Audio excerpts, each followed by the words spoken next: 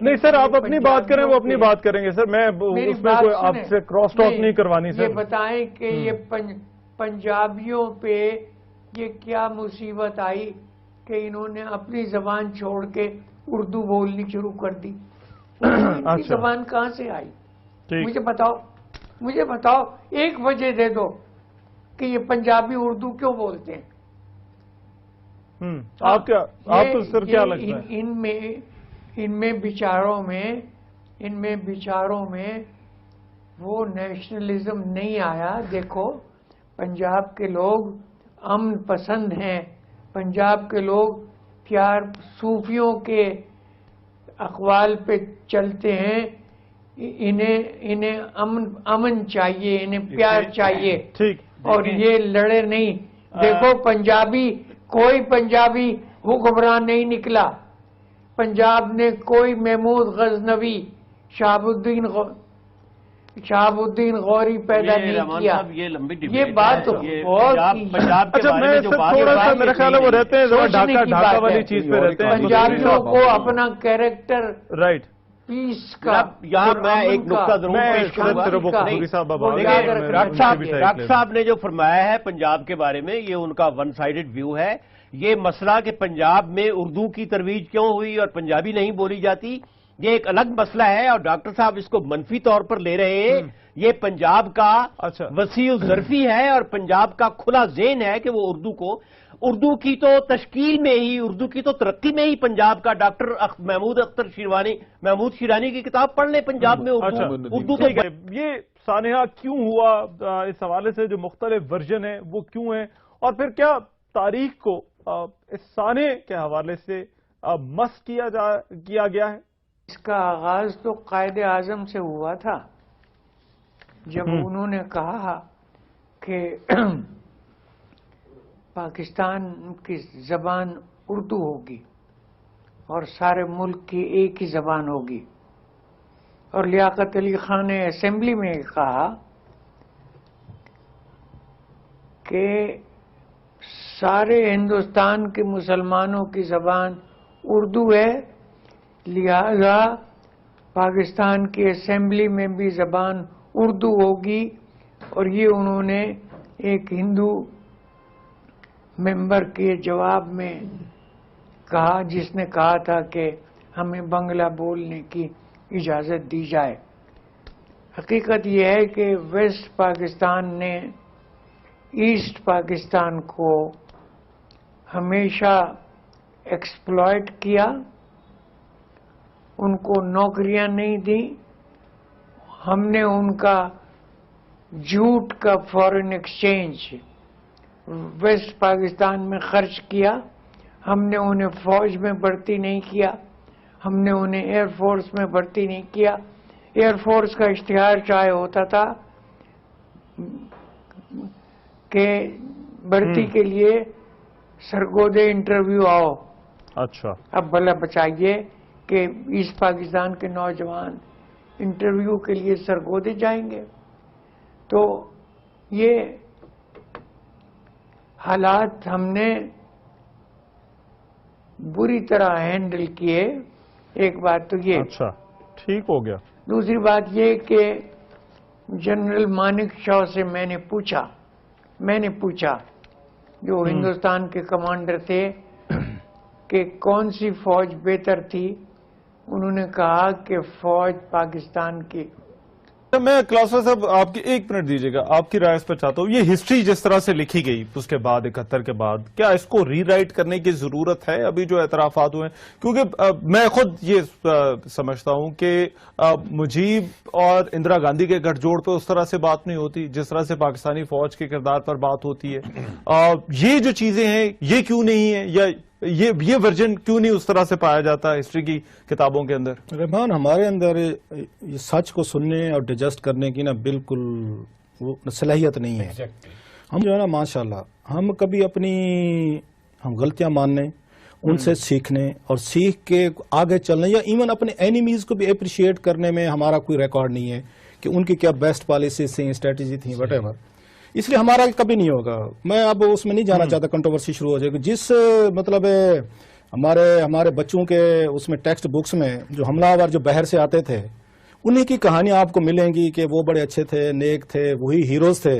Local کوئی بندے بھی نہیں تھے جو آپ کو ہیروز ملیں جن کے نام کتابوں میں آپ کو نظر ہیں. آپ سیلیبریٹ کریں، آپ کو سینٹرل ایشیا جانا پڑتا ہے، آپ کو اس سے پیچھے اس میں جانا پڑتا ہے، ترکی جانا پڑتا ہے، پھر آپ کو سینٹرل ایشیا، افغانستان، وہاں سے ہیروز ہمیں ڈھونڈنے پڑتے. لوکل تو میں نظر نہیں آتے کیونکہ ہم لوکل لوگوں کو ہم سامنے آنے نہیں دیتے تھے. ایک لمبی ہسٹری ہے کہ جنہوں نے 47 کے بعد آ کے اس ملک کی بھاگ دوڑ سنبھالی، ان لوگوں کو شاید اس میں انٹرسٹ نہیں تھی کہ یہاں کا جو آپ کے اپنے ہیروز ہیں ان کو سیلیبریٹ کریں. ایک چیز.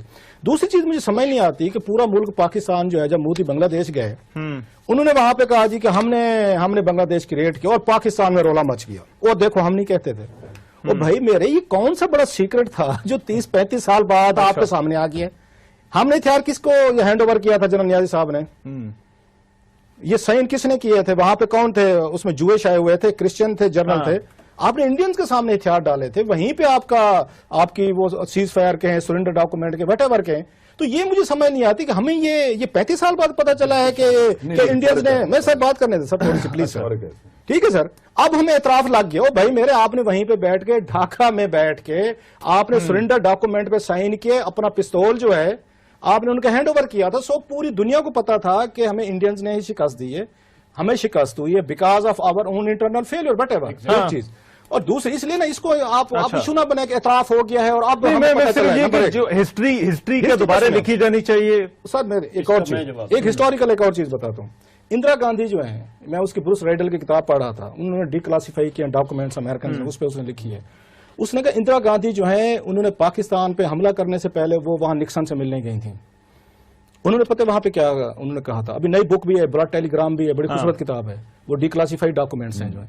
اس میں انہوں نے کہا، اندرا نے کہا نکسن کو کہ ایکسیلنسی آپ پاکستان پہ اپنا دباؤ استعمال کریں اور انہیں کہیں ملٹری آپریشن بند کریں کیونکہ وہاں سے سارے جو لوکل آپ کے بنگالیز ہیں جس میں ہندوز بھی ہیں، مسلمان ہیں، وہ میگریٹ کر کے یا وہاں پہ اس میں آسام میں آ رہے ہیں. میرے لیے پرابلم کہ آپ ڈاکومنٹس ہیں جو ہیں. اس میں انہوں نے کہا، اندرا نے کہا نکسن کو کہ ایکسیلنسی آپ پاکستان پہ اپنا دباؤ استعمال کریں اور انہیں کہیں ملٹری آپریشن بند کریں کیونکہ وہاں سے سارے جو لوکل آپ کے بنگالیز ہیں جس میں ہندوز بھی ہیں، مسلمان ہیں، وہ میگریٹ کر کے کوکلتا یا وہاں پہ اس میں آسام میں آ رہے ہیں. میرے لیے پرابلم ہو رہے ہیں. 10 لاکھ سے زیادہ پناہ گزین جو ہیں وہ آ گئے. آپ پاکستان کو روکیں کہ وہ ملٹری آپریشن، وہ جنگ، وہ لاسٹ اس کا یہ حربہ تھا کہ نکسن کے ذریعے پاکستان کا ملٹری آپریشن آپ رکوائیں. اور نکسن صاحب کیونکہ ہمارے ساتھ کھڑے ہوئے تھے، بالکل پکے ڈٹ کے کھڑے ہوئے تھے، انہوں نے کہا نہیں جناب بالکل ٹوٹل آپ اس کو اگنور کریں. سو اگر اس وقت ہم ان کا نکسن اگر اس میں انٹروین کرتا سپوزلی تو میرا خیال ہے حملے سے بچا جا سکتا تھا. نمبر 1. نمبر 2، اگر آپ اس کو دبا بھی لیتے نا اس بغاوت کو، اس کو یہ جو بنگالیز کی ہسٹری تھی نا فائٹ کرنے کی، جو انگریزوں سے بھی لڑے، جو پاکستان کے لیے بھی لڑے، آپ سے بھی لڑے، یہ بغاوت دوبارہ کھڑی ہونی تھی کیونکہ آپ نے ان کا وزیر اعظم نہیں بننے دینا تھا. آپ نے شیخ مجیب کو پاور نہیں دینی تھی، آپ نے ان کو سامنے نہیں آنے دینا تھا. یہ 6 مہینے سال کے بعد یہ دوبارہ ریوولٹ ہوتی، بنگالیز آپ سے دوبارہ. میرے پاس کیونکہ ٹائم کم ہے، بحث کو میں موڑنا چاہتا ہوں. میرے پاس جو انڈین انوالومنٹ جس کے اوپر بہت بات ہوتی ہے نا، وہ یہ ہے کہ جو اپرائزنگ وہاں پہ جب شروع ہوئی اس کو فیول دینے میں جو درمیان، دیکھیں جنگ جا کے شروع ہوئی 1971 کے دسمبر میں اور اسی کے 3 دسمبر کو شروع ہوئی اور جا کے 16 کو آپ نے سرنڈر کیا. مجھے ایسے لگ رہا ہے، فیلنگ آ رہی پچھلے 1-1.5 گھنٹے کی گفتگو سے کہ اس ملک پہ یا اس وقت جب پاکستان 2 حصوں میں ہوا، شاید 1958 سے لے کے 1971 تک ذوالفقار علی بھٹو حکومت کر رہے تھے. کہیں پہ کچھ جنرل ایوب صاحب کا رول نہیں آ رہا. جو بنگالیوں سے ان کی جو نفرت تھی ایویڈنٹ لکھی ہوئی ہے، انہوں نے وہ خود سرو کیا ہوا ہے بنگال میں، اور بنگالیوں کو اچھا نہیں سمجھتے تھے. یہ ان کی اپنی کتاب اٹھا کے دیکھ لیں، میں اپنی طرف سے نہیں ایڈ کر رہا. مان لیتے ہیں بھٹو بہت وہ شرور تھا، بہت ذہین تھا، پاور ہنگری تھا، پاکستان توڑوانا چاہتا ہے، سارے الزامات ہوں گے.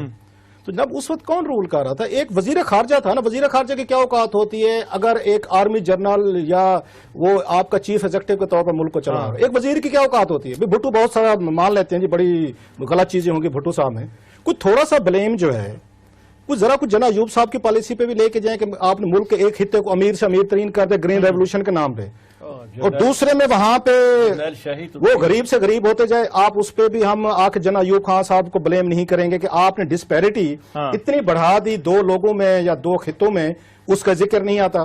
जना याया साहब ये मजदूर थे, उनके पास पावर नहीं थी कि भुट्टो साहब ने उनको गन पॉइंट पे उनको रोका हुआ था, वो नहीं कर सकते थे। अब जो उसको मिलिट्री ऑपरेशन का जो फैसला है ये भुट्टो साहब का तो नहीं है। उन्होंने इंटरव्यू दिया था, ओरिना फलासी की जो किताब है इंटरव्यू विद हिस्ट्री, उनसे पूछा गया, उन्होंने कहा जनाब आप इसमें शामिल थे फैसले में, आपने बंगालियों को कत्लेआम कराया था। तो उन्होंने उसको जवाब दिया कि जनाब मैं इतना बेवकूफ हूं कि अगर मैं कत्लेआम कराता तो उस रात में ढाका में होता वहां पे।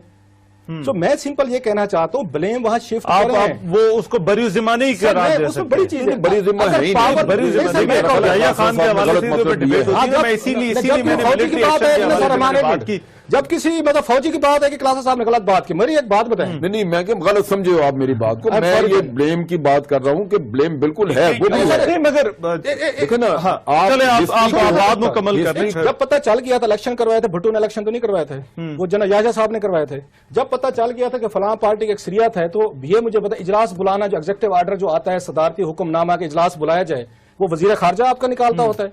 आपको उस वक्त ये काम था इसका, जनरल याजा का, उनकी मिलिट्री टीम का, जीएच ट्रांजिशन उन्होंने करनी थी, ट्रांजिशन उन्होंने भुट्टो कहते रहता है। ये क्या जवाब हुआ सर? मैं जनरल साहब आप रिस्पॉन्ड किए, फिर मैं कसूरी साहब। पाकिस्तान में बगावत थी, वेस्ट पाकिस्तान में पीपल्स पार्टी जो है वो खड़ी हो रही थी, तो होने देते। आपके पास आप ईस्ट पाकिस्तान को जाके सेटिस्फाई करते हैं, इजलास वहां पे कर देते हैं, यहाँ ट्रबल सर वहां मिलिट्री ऑपरेशन हो रहा है। अब मैं 3 अपने पॉइंट, पहला तो ये है कि अल्लामा इकबाल ने जो कहा था वो एक रॉ आइडिया था, उसको प्रोसेस किया गया, उसको रिफाइन किया गया और बाद में एक रियासत बनी। अगर क़याम पाकिस्तान के वक्त बांग्लादेश अलग रियासत बनती तो उसके साथ भारत वही सलूक करता जो जूनागढ़ और हैदराबाद में हुआ था। ये तो हाइंड साइड पर देखें कि तारीख ने हमारी खुशकिस्मती की कि वो हमारे साथ इकट्ठे थे। अगर पाकिस्तान के साथ शामिल ना होते तो आज बांग्लादेश ना होता। बांग्लादेश का वजूद ही पाकिस्तान से निकला है। पार्टीशन के वक्त अगर हैदराबाद, जूनागढ़ और ढाका अलग अलग होते तो बांग्लादेश के साथ वहां फौज तो थी नहीं। दूसरा पॉइंट मेरा यह है कि मैं उस वक्त स्टूडेंट था और मैं कटिंग्स रखता था। पाकिस्तान टाइम्स के एडिटोरियल में जो तलाश किया जा सकता है, ये बात जो पाकिस्तान टाइम्स उस वक्त बहुत बड़ा अखबार था अंग्रेजी का, अब नहीं है, उसके एडिटोरियल में ये बात तस्लीम की गई कि ज्यूट का फॉरेन एक्सचेंज वेस्ट पाकिस्तान पे खर्च हो रहा है। अच्छा। ये फैक्ट है और ये थोड़ी सी रिसर्च से निकाली जा सकती है, मैं भी निकालूंगा।